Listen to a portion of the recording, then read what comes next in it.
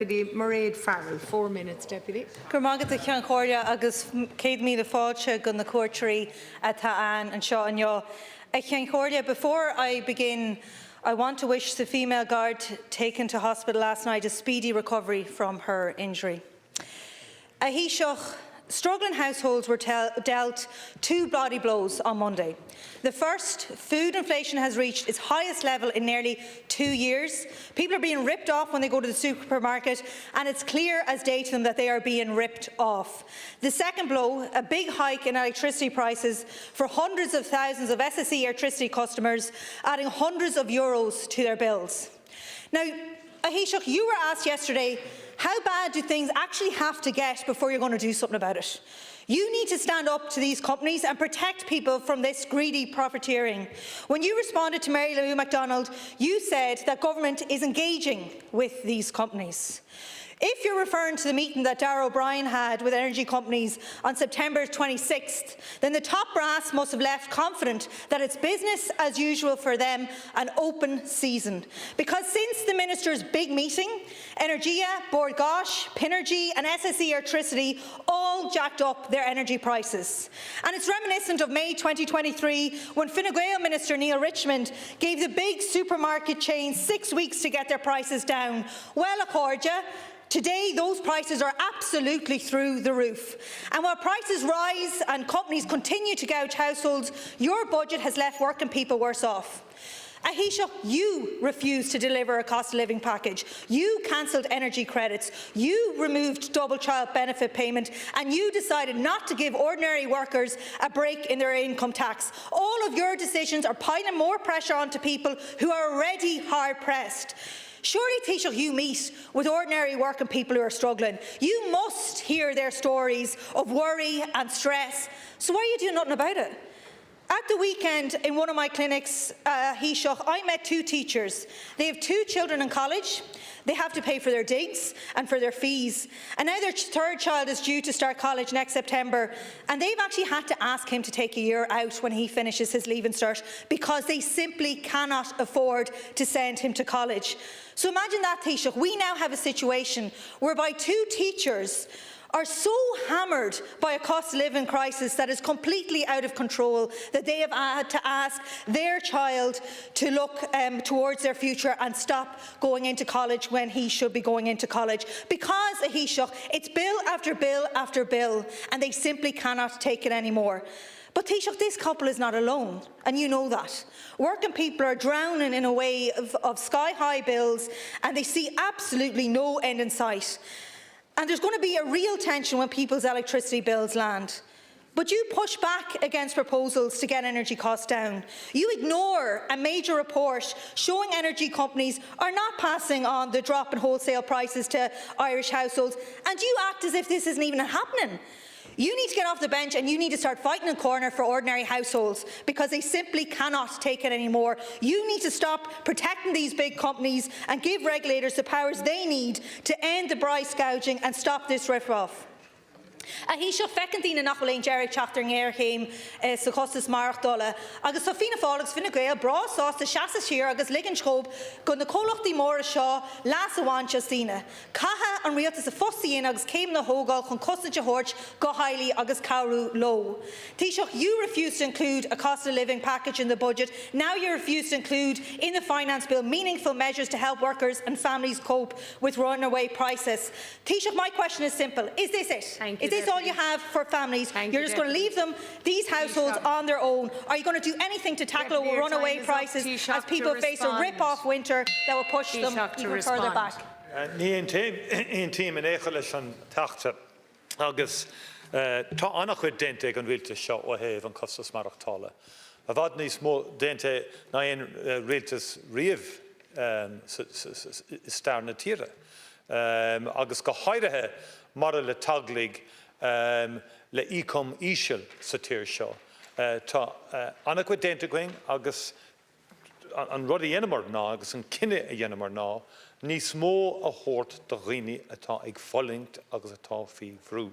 I reject completely, Deputy, your assertion that the government has not responded to the cost of living issues.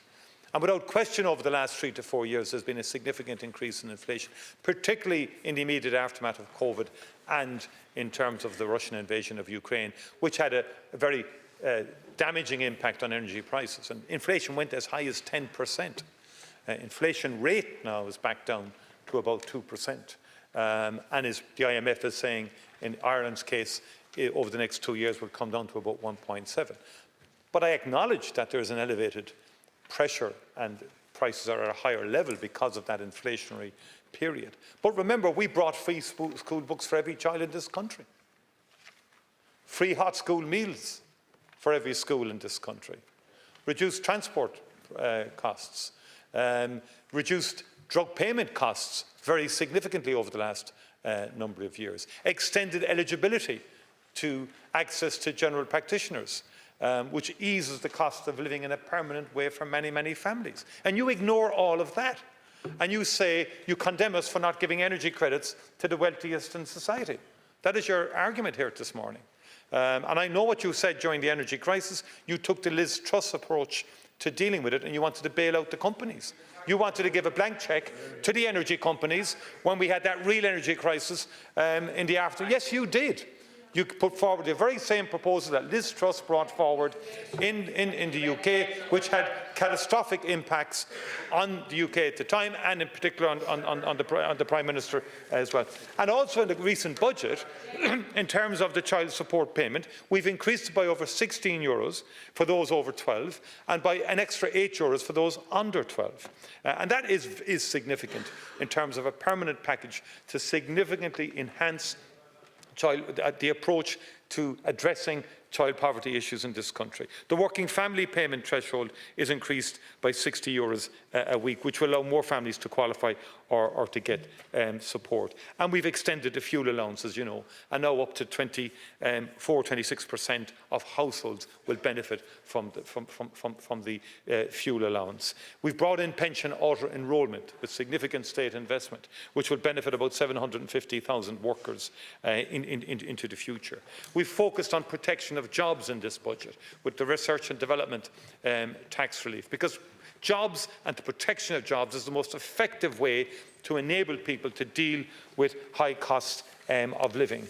And the fuel allowance has been increased, and in addition to that, we have the VAT rate on electricity in particular, the reduced 9% VAT on gas and electricity bills, has been extended now out to 2030, which is a significant measure by any yardstick in terms of the cost of that. The renters' tax credit is extended until the end of 2028, which will help renters and is helping renters. Mortgage interest relief is extended for 2 more years for certain homeowners. That supports middle-class families who are carrying mortgage costs. And significant changes have been made also in third-level education eligibility.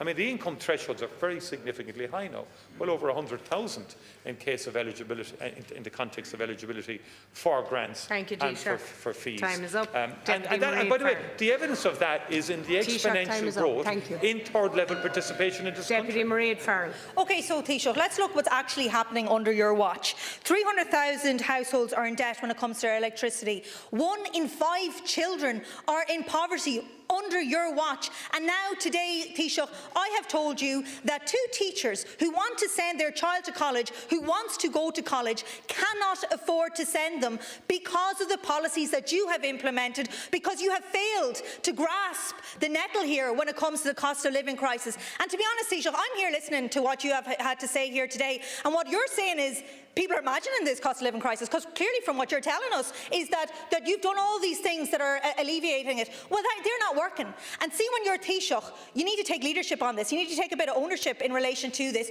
You need to grasp this nettle. You need to say, yes, there is a serious cost of living crisis, and this is what I'm going to do, because you need to accept the reality that what you have been doing to this point has pushed more people into poverty, pushed more people into debt, and pushed more children into homelessness and into poverty. So what people want to hear from you today is, what are you going to do now to help them? Thank you, Deputy Taoiseach. I go by the metric of consistent poverty. And real deprivation, not relative, which is the figure. You're using relative all along. That's your figures.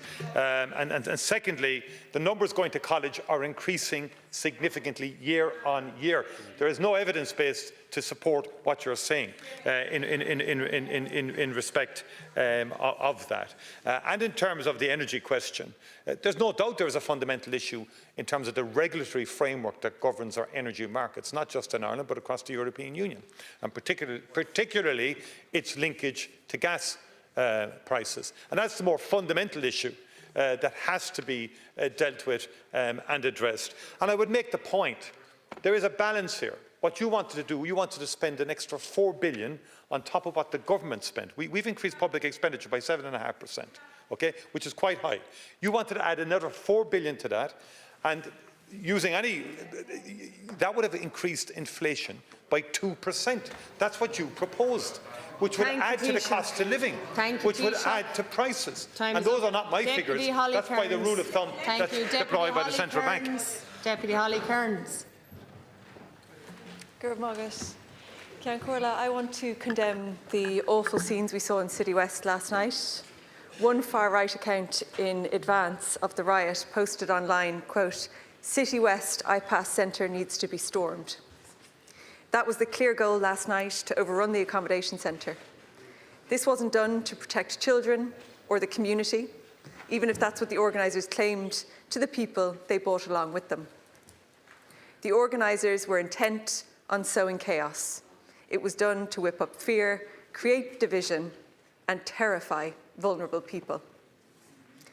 I want to commend Gardaí for containing the violence and bringing it under control. Taoiseach, the alleged sexual assault of a 10-year-old girl who is supposed to be in the care of the state is shocking on so many levels. My thoughts are with her and her family. People all across the country are rightly horrified. Taoiseach, the alleged perpetrator is now in jail. He was not in City West last night, but innocent men, women and children were. Vulnerable, international protection applicants who have every right to be here, all of whom would have been terrified by the riot outside. Many, no doubt, now living in fear. Taoiseach, I know after the last riots in Dublin that many children of colour didn't turn up to school across the city the next day. They were afraid to leave their homes, afraid that their skin colour would make them a target.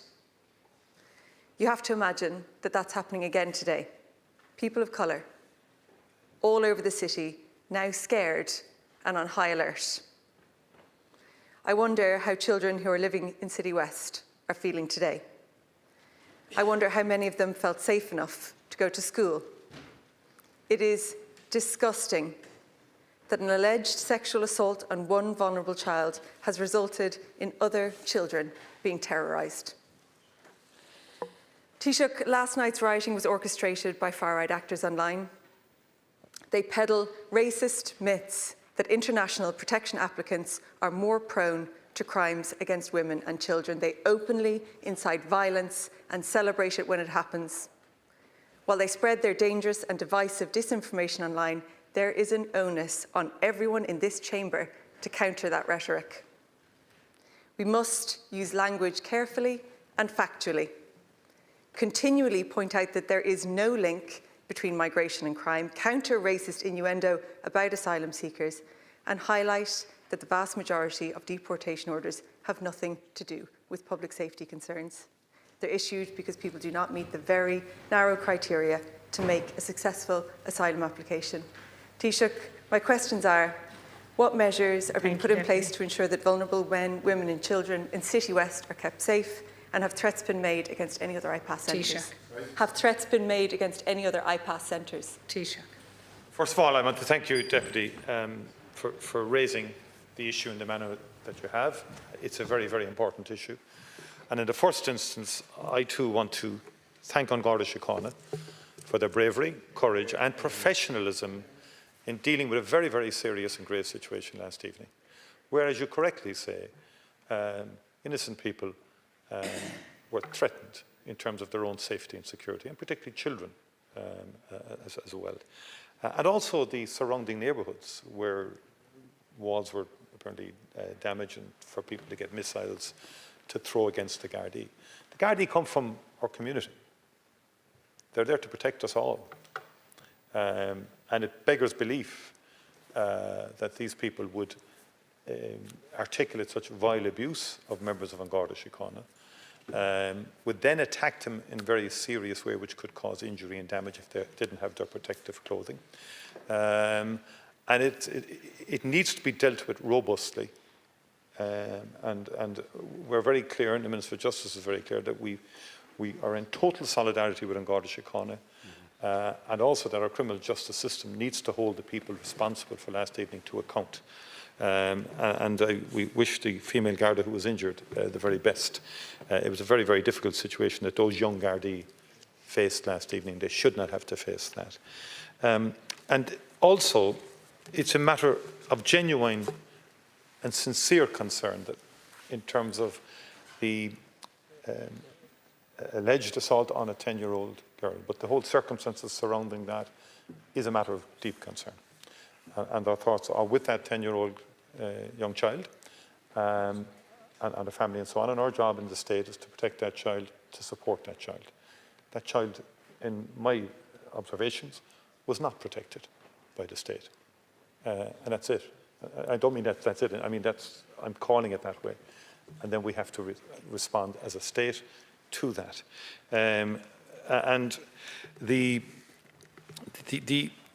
I've been consistently raising this issue, certainly for a long time, but with greater intensity in the last number of months, in terms of the attacks on ethnicity, on people, and I've condemned attacks on people because of their ethnicity, colour or creed.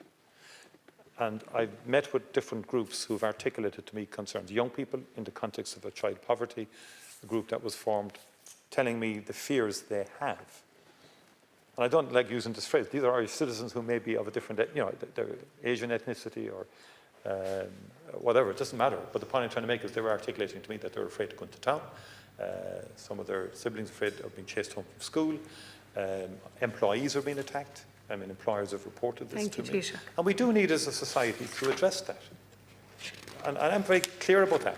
Thank you, Taoiseach. You can come But back equally, then, we must also be open to voices, not last night now, Thank you, but Taoiseach. in this Deputy House and Cairns. elsewhere, who raise issues and who would not condone at all what happened last night. Thank you. I just think it's important that we try and have civilised debate here. I'm not saying you're okay, but I just noticed things yesterday.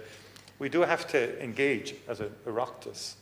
We know we must protect our fundamental values. That's Deputy key. Cairns, The you'll be dignity coming of back every in, human being Taoiseach. Deputy matters. Cairns. And I'm 100% with you on that. Thank you. Deputy Cairns. Taoiseach, I want to genuinely welcome your comments. And I also hope that you'll start to practice a bit more of what you're preaching today, because they are welcome.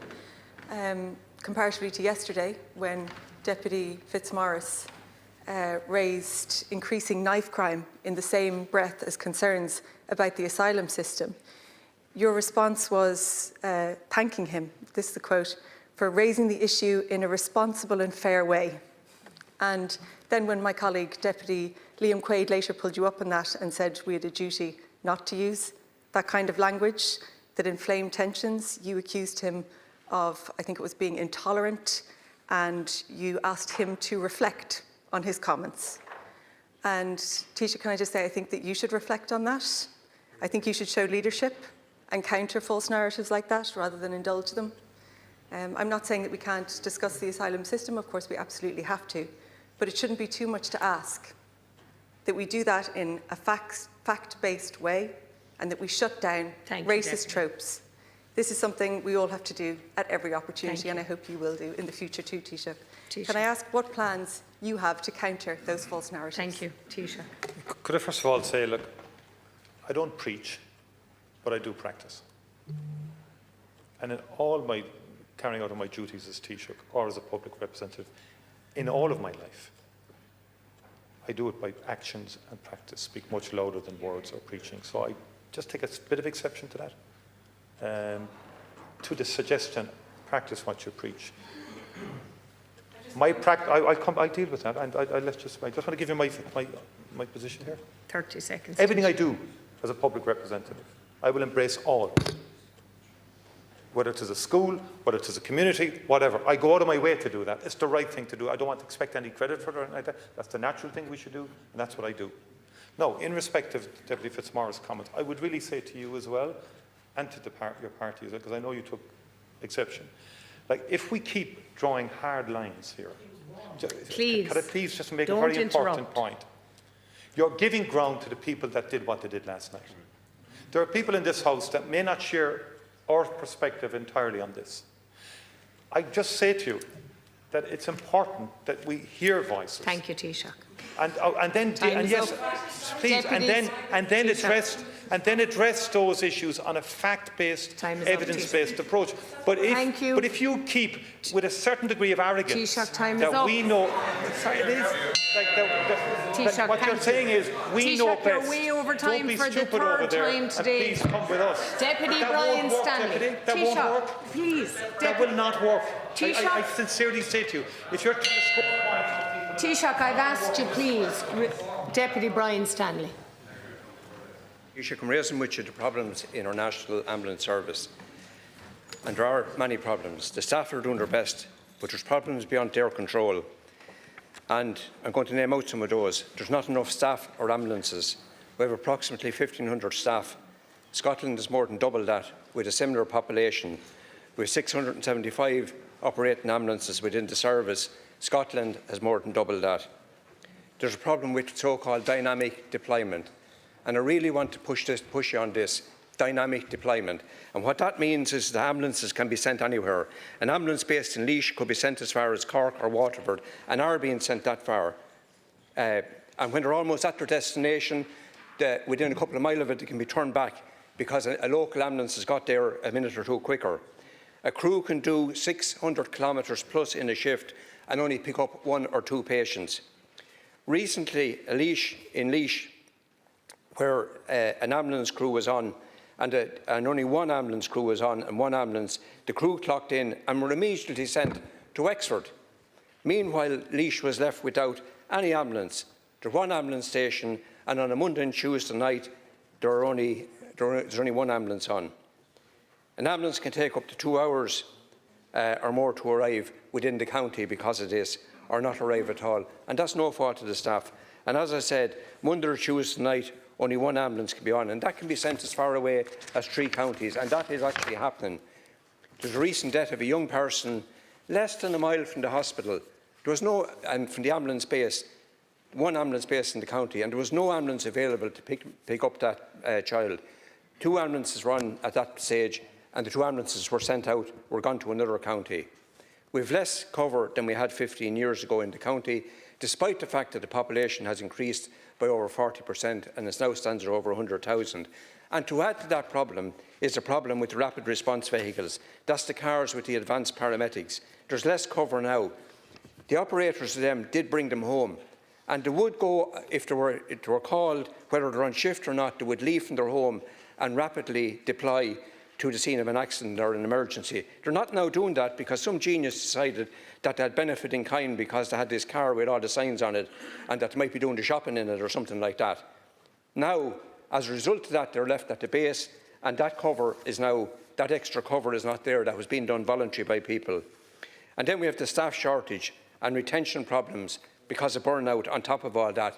The Medical Times reported earlier this year the critical shortage of advanced paramedics is endangering life. And yes, there are targets, and I have it here, replies to a parliamentary question I got recently. And in a life-threatening illness or injury situation, they have to reach that by 19 minutes, 18 minutes 59 seconds to be exact. But they only do it within 45% of the time. So, I mean, if you set a target that low, of course you won't meet it. Deputy. It's ridiculous. So the question is, Taoiseach, will you put an end to the so-called madness of dynamic deployment? Will you invest in more ambulances and increase the number of staff available? And will you step up recruitment immediately? Thank you, Taoiseach. Thank you, Deputy, for raising the issue. And look, at one level, the National Ambulance Service and pre-hospital emergency care has been transformed in the country over the last 20 years in terms of the professionalisation of EMTs and of the whole response. And I think that has to be said, and there has been very significant investment in the service. In 2025, 8 million for new service developments, for 180 additional posts in the service, and increased capacity for aeromedical services. Like total staff numbers now are at 2,430 as of August. That's a 25% increase since 2020. So 502 extra people into the service. And 85% of that staff working in direct patient-facing roles. The issue of dynamic deployment is an issue that has arisen since the configuration was developed many years ago. And at a surface level, I can instinctively empathise with your point, because it does mean ambulances are travelling long distances and so on. And I think we have to respond to this in an evidence-based way. So I do think, I'm not, and I'll talk to the Minister for Health and have further engagement with the National Ambulance Service and the professionals involved as to what is the optimal deployment of staff and ambulances, and what's the best way to do it. In Dublin, for example, there's been a unique situation where you have the Dublin City Fire Service has provided a very effective and efficient ambulance service for many, many years. And the HSE and themselves were arguing in the toss as to how to reform and configure. And my own view for a long time, if it's not broke, don't fix it, in that context. And we should be open to examining what's the optimal way to deploy your resource. Now, many professionals will say what they're doing is the optimal way to do it. I think you're articulating a different perspective. I respect the points you're making, but I do think we probably need to look at this in a more evidence-based way, and perhaps the Oireachtas Committee could examine it in more detail on health.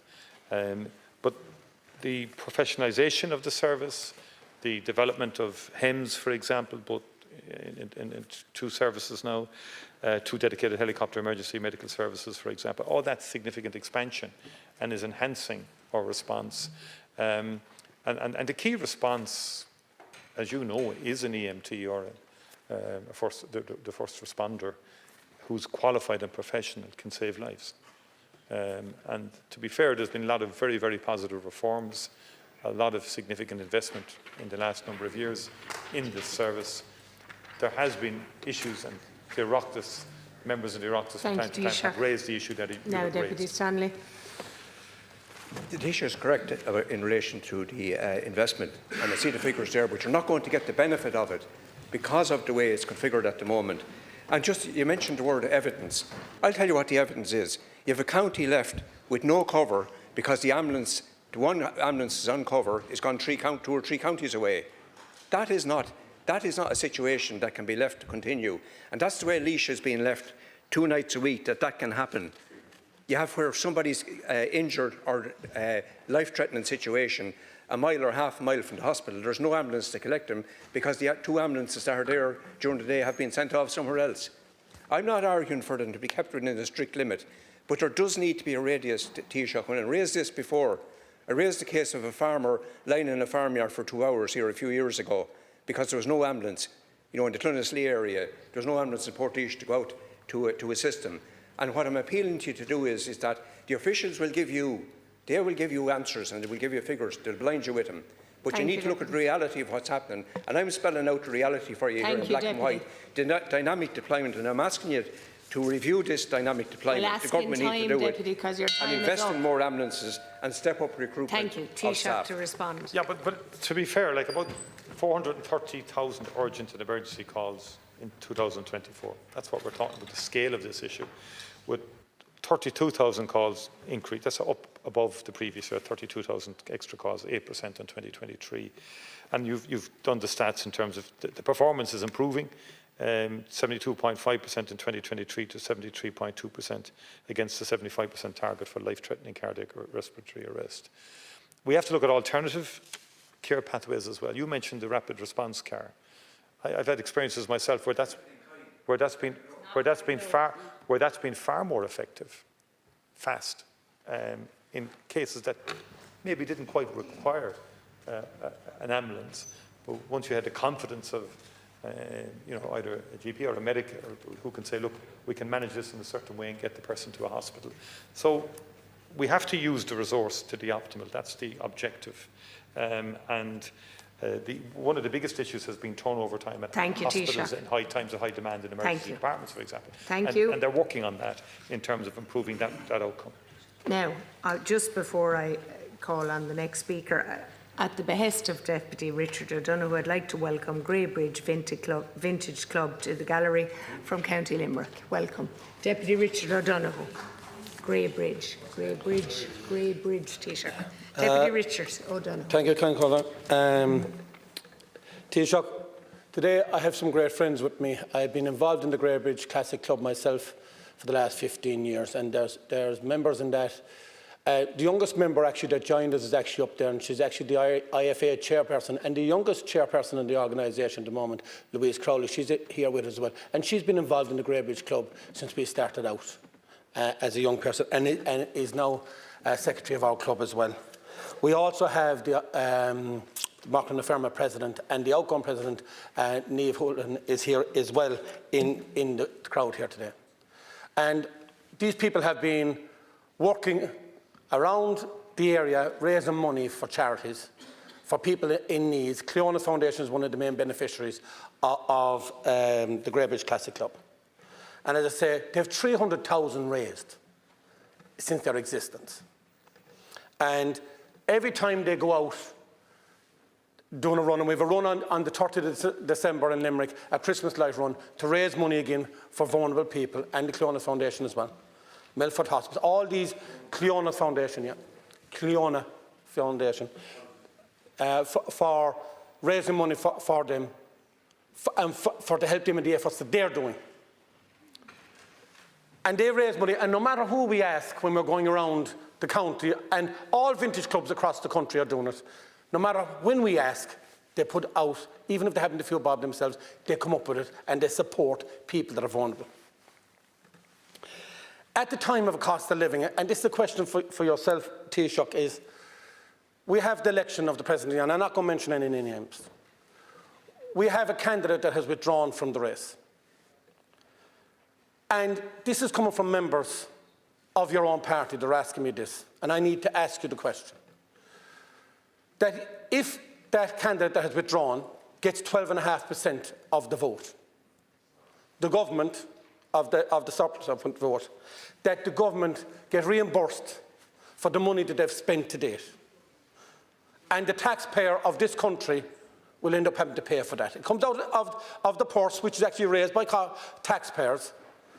Is that correct? They want to know that if he makes a certain percentage, even though he's not running for the presidency, does the taxpayer of Ireland pay for the mistake that was made running him in the first place? At the time of a cost of living, at the time of a budget that gave nothing back to the working person, actually increased their tax hold. This is the question that the members are asking you, and your own members are asking at the time of a cost of living. They want to know, will you get refunded for putting up a ghost candidate?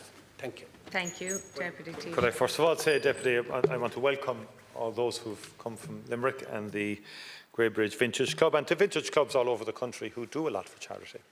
And we all have experienced that, summer festivals or whatever, and they bring a bit of excitement, colour and novelty to events, and then in the process raise significant funding as well. And we thank you for that and for the work that you're doing. I will not be able to join the run in Limerick closer to Christmas, but I'll do a swim on New Year's Day. That's my commitment. Yeah, that would be. I'm not going to drive into the ocean with the tractor. But anyway, but I think it's wonderful, and it reflects the very strong value we have in the country of community, and I want to acknowledge that. Now, in the context of the cost of living, government have taken a lot of measures, which I've outlined in response to an earlier question, in terms of particularly supporting families and increasing the support, the child support payment by €16 for a child over 12 and €8 for a child under 12. Extending the fuel allowance to the working family payment, which now means about 26% of families are covered by the 26% by the fuel allowance. Continuing with the free book scheme, which is, I think, a huge savings for families. The hot school meals has been very effective for many, many families. And then we've kept the VAT on electricity and gas prices down to 9%. So we have done a lot in respect to the cost of living, but we've targeted it on this occasion. And we've allowed schools, for example, the highest ever capitation grants, which is €50 for primary, 20 for post-primary, which will help schools to meet the cost. That's per pupil now. We'll meet, I'll come into it, don't worry, because you did mention the cost of living, and you mentioned the child. I'm going to deal it now. Just as you've dealt with the question, I will reply to you in like fashion. And to say that what we did in the budget through raising public expenditure was to invest in services that matter to people. So we prioritised disability, we prioritised child poverty, we prioritised infrastructure for more roads, more rail, more buses, schools, healthcare facilities across the board, which matters to people. Okay. Now, in fairness to you, you left Fianna Fáil a long time ago. You're now an independent. Your concern for our members is touching, but I respectfully suggest we will deal with that within our party in terms of the issues. The law is the law in respect of, deposits and return and all that, and the people will decide. And I know you're running out of time. Well, we can't comment either on the presidency. Now you're out of time, and just I'd make a ask point, you Deputy. to respond, and you can come back in, Taoiseach. Yeah, I can come back in again, but that's. O'Donoghue. I mean, it is. Thank you, Taoiseach, for your vague answer. So bottom line is the taxpayer will pay regardless of the fund. The vintage clubs are very, very close to me for one reason. The vintage clubs are very important to me for one reason, as well as the men's sheds and everyone else and the women's sheds. So what they do is, while the vintage clubs look after our ancestors and our past and use it for the present to raise funds. That's what they do. You're right, Taoiseach, I did leave Fianna Fáil a good number of years ago, and I'm now Independent Ireland, a political party run for the people of Ireland, which gives me a voice which I hadn't within the party, and I keep using that voice. But the question I've asked you, and I want a clear answer: will the taxpayers of Ireland have to pay for the candidacy that's not running? With the laws that are in place, is it the taxpayer that pays? Taoiseach to respond. You just answered it with the laws that are in place. The law is the law. That's it. And look, and I admire your commitment to vintage clubs and men's sheds and women's sheds, may I add as well. I've had a spin in Jack Lynch's car myself. So like we've enjoyed all of that. But the juxtaposition of vintage men's sheds and women's sheds with the presidency and the rules that apply is perplexing me, I have to say, but it's a very novel way to come around the subject matter. But the law is the law, Deputy, and people are entitled to vote in whatever way they want to vote. And if that means deposits are saved or whatever return, so be it, that's it. But people, I don't think, vote on that basis.